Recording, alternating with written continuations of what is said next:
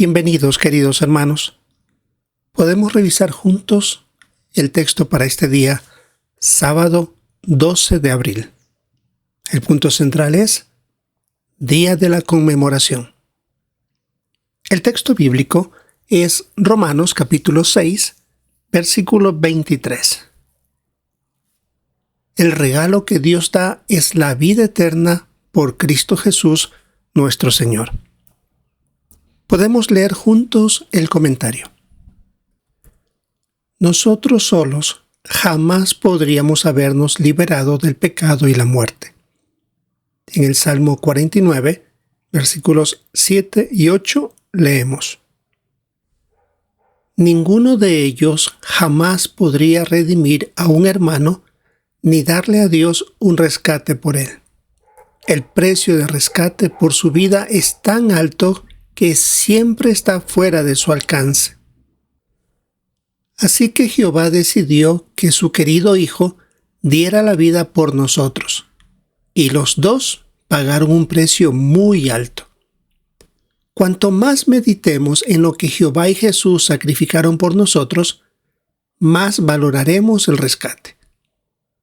Cuando Adán pecó, perdió la posibilidad de vivir para siempre y también les quitó esa oportunidad a todos sus hijos.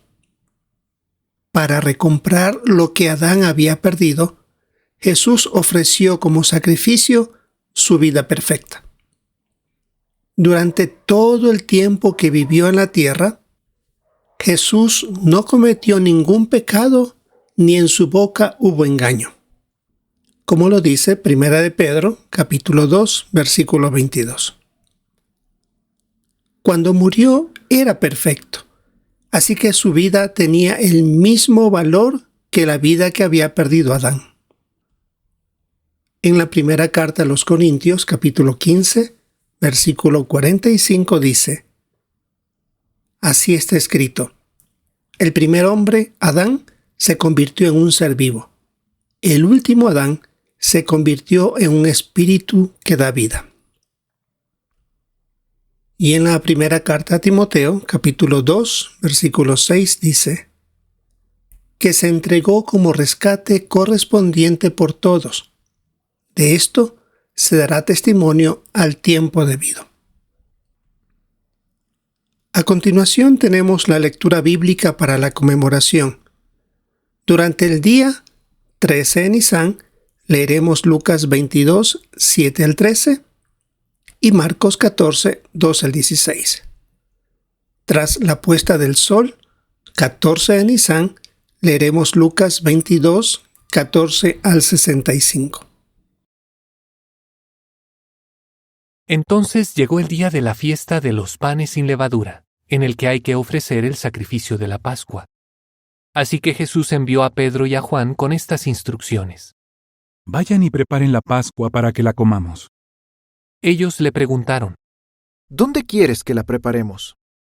Él les dijo.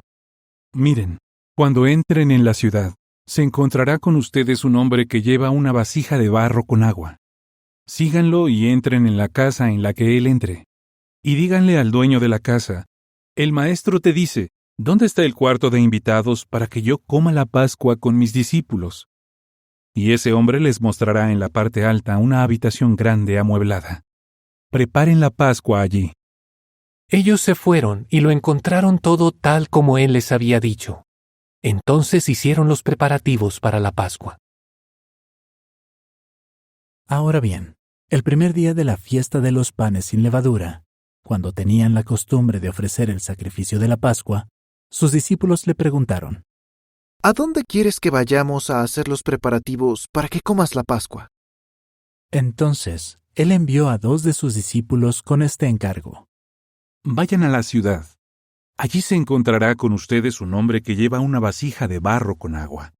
Síganlo, y donde sea que él entre, díganle al señor de la casa: el maestro dice, ¿dónde está el cuarto de invitados, para que yo coma la Pascua con mis discípulos?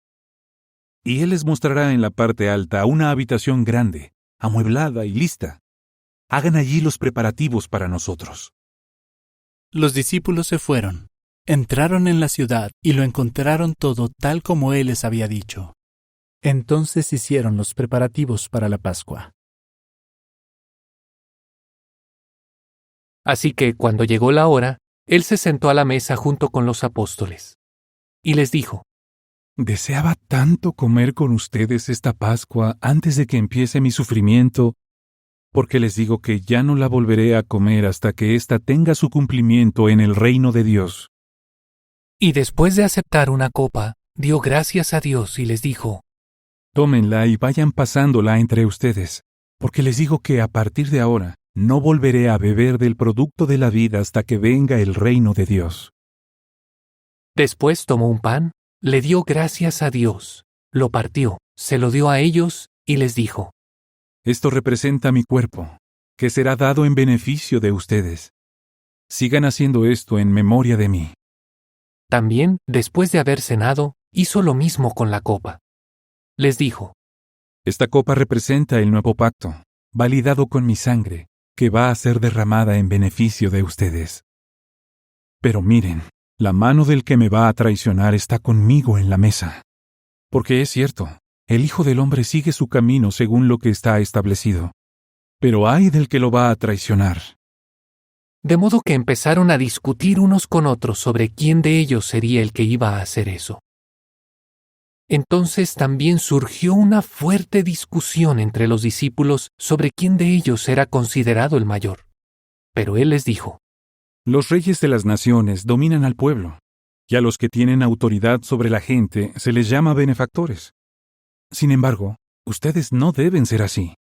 Más bien, el que sea mayor entre ustedes, que se vuelva como el más joven, y el que dirige como el que sirve. Porque ¿quién es mayor? ¿El que come o el que sirve? ¿Acaso no es el que come? Pero yo estoy entre ustedes como el que sirve. Ahora bien, ustedes son los que en mis pruebas se han mantenido a mi lado. Y yo hago un pacto con ustedes para un reino, así como mi Padre ha hecho un pacto conmigo, para que coman y beban a mi mesa en mi reino y se sienten en tronos para juzgar a las 12 tribus de Israel. Simón, Simón, mira que Satanás los ha reclamado a todos ustedes para sacudirlos como si fueran trigo, pero yo he rogado por ti para que tu fe no decaiga. Y tú, cuando vuelvas, fortalece a tus hermanos. Entonces él le dijo: Señor, estoy listo para ir a prisión contigo, y hasta para morir contigo. Pero él le respondió: Pedro, te digo que hoy el gallo no cantará hasta que hayas negado 3 veces que me conoces. También les dijo: Cuando los envié sin bolsita para el dinero, ni bolsa de provisiones, ni sandalias, ¿verdad que no les faltó nada? No. Le contestaron. Entonces él les dijo: Pero ahora, el que tiene una bolsita para el dinero, que la lleve, y también una bolsa de provisiones, y el que no tiene espada, que venda su manto y compre una. Porque les digo que tiene que cumplirse en mí esto que está escrito. Fue considerado un delincuente. De hecho, esto se está cumpliendo en mí. Entonces ellos le dijeron: Señor, mira, aquí hay 2 espadas. Él les respondió: Con eso basta. Al salir, se fue como de costumbre al monte de los olivos, y los discípulos lo siguieron. Cuando llegaron al lugar, les dijo: Quédense orando para que no caigan en la tentación. Y él se apartó de ellos a una distancia como de un tiro de piedra. Se puso de rodillas y comenzó a orar, diciendo: Padre, si quieres, quítame esta copa, pero que no se haga mi voluntad, sino la tuya. Entonces se le apareció un ángel del cielo y lo fortaleció. Con todo, su agonía era tan grande que continuó orando todavía con más intensidad, y su sudor se volvió como gotas de sangre que caían al suelo. Cuando se levantó después de orar, fue a donde estaban los discípulos y los encontró durmiendo, agotados por la tristeza. Les dijo: ¿Por qué están durmiendo?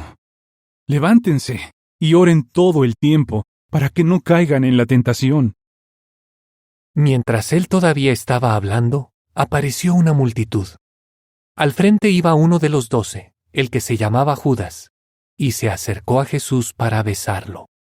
Pero Jesús le dijo: Judas, ¿con un beso traicionas al Hijo del Hombre? Cuando los que estaban a su alrededor vieron lo que iba a pasar, le preguntaron, Señor, ¿atacamos con la espada? y uno de ellos atacó al esclavo del sumo sacerdote y le cortó la oreja derecha. Ante esto, Jesús dijo, Ya basta. y tocándole la oreja al esclavo, lo curó. Entonces Jesús les dijo a los sacerdotes principales, a los capitanes del templo y a los ancianos que habían ido allí a buscarlo: ¿Salieron con espadas y garrotes como si yo fuera un ladrón? Día tras día estuve con ustedes en el templo y no me pusieron las manos encima. Pero esta es la hora de ustedes y la hora en que gobierna la oscuridad. A continuación lo arrestaron, se lo llevaron y lo hicieron entrar en la casa del sumo sacerdote. Y Pedro iba siguiéndolos a cierta distancia. Ellos encendieron un fuego en medio del patio y se sentaron juntos. Pedro estaba sentado entre ellos. En eso, una sirvienta que lo vio sentado a la luz del fuego, se quedó mirándolo y dijo: Este hombre también andaba con él.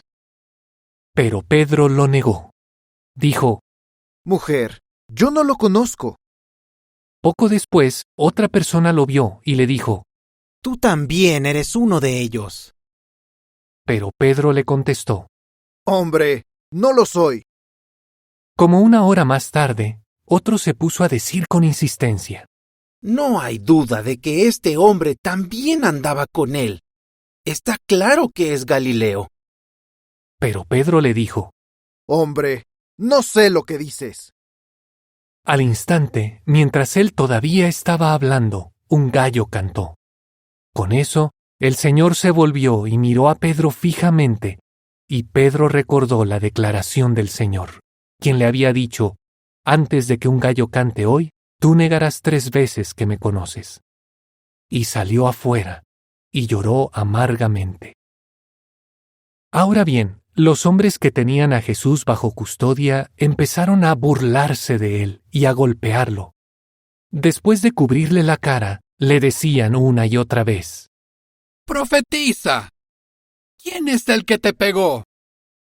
Y decían muchas otras blasfemias contra él.